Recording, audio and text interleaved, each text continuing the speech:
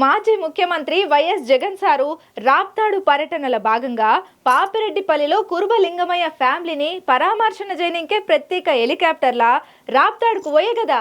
అయితే జగన్ సారు పరామర్శన పురాగ చేసుకొని తిరిగొచ్చే టయానికి జగనన్న వచ్చిన హెలికాప్టర్ డ్యామేజ్ అయిందంట.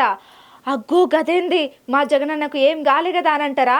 అందుకే మీకోసానికనే గీ ఆర్త పురాగ తెచ్చిన చూస్తే మీకే అర్థమవుతుంది.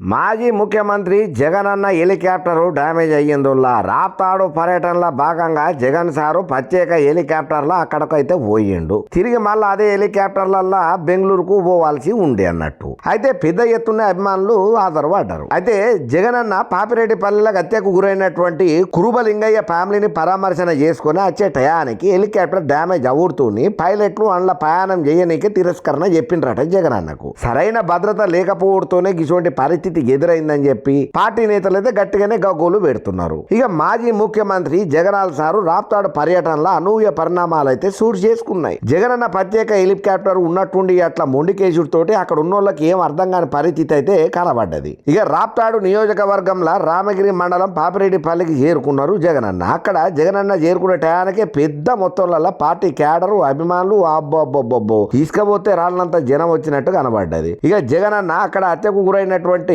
కురుబలింగయ్య ఫ్యామిలీని అయితే పరామర్శన చేసింది. ఇక ఆ తర్వాత కూటమి సర్కారు ఏర్పడ్డ తర్వాత ఏపీలో సూటు చేసుకున్నటువంటి పరిణామాల గురించి అనేక ముచ్చట్ల గురించి గట్టిగానే మాటలు మాట్లాడుకుంటూ వచ్చిండు. గట్టిగానే అన్ని విషయాల మీద ఫైర్ అవ్వకుంటూ వచ్చిండు అయ్యా. ఇక వైసీపీ నేతలను కూడా ఉద్దేశపూర్వకంగా అరెస్టులు చేస్తున్నారని, కావాలని టార్చర్ పెడుతున్నారని, ఇది పద్ధతి కాదని చెప్పి, ఇదేనా రాజనీతి అని చెప్పి గట్టిగానే చంద్రాల సార్కు గురి పెట్టినట్టే మాట్లాడబట్టిండు. ఇంకా అంతనే కాకుండా పోలీసు పెద్ద సార్ల మీద కూడా గట్టిగానే గరమైండు. చంద్రబాబుకు గులాంగిరి ఎత్తున్న పోలీసులారా తస్మాత్ జాగ్రత్త, రాబోయేది మేమే అధికారంలోకి, మేము వచ్చిన తర్వాత మిమ్మల్ని కొలువులకించి పీకి పడేస్తానని జరంత అల్టిమేటం అయితే జారీ చేసిండు జగనన్న. ప్రస్తుతం చట్టానికి అతీతంగా వివరణ చేస్తున్నటోళ్లకు వడ్డీతో సహా చెల్లిస్తానని కూడా జగనన్న చెప్పిండు. ఇక జగనన్న పరామర్శ పూర్తి చేసుకుని తిరిగి మళ్ళా హెలికాప్టర్లో పోవాలి కదా బెంగళూరుకు.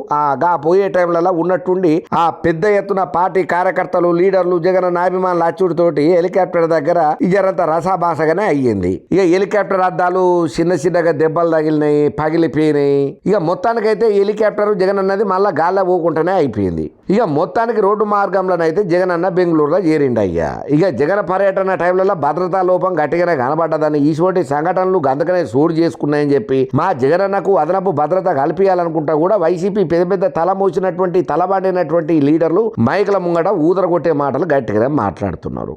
ఇంకా అంతనే కాకుండా అప్పట్లో మిర్చి ఆటకాడికి మిర్చి రైతులను పరామర్శన చేయనిగా పోయినటువంటి జగనన్న కూడా గిట్లనే భద్రతా నిర్లక్ష్యం కొట్టొచ్చినట్టు కనపడ్డది. మళ్ళీ ఇప్పుడు ఇదే పని చేస్తున్నారు. ఇదంతా కావాలనే కూటమి సర్కారు చేస్తున్నదని చెప్పి కామెంట్ల మీద కామెంట్లు, ఫైర్ల మీద ఫైర్లు అవుతున్నారు అయ్యా వైఎస్ఆర్సీపీ లీడర్లు, జగనన్న ఫ్యాన్స్.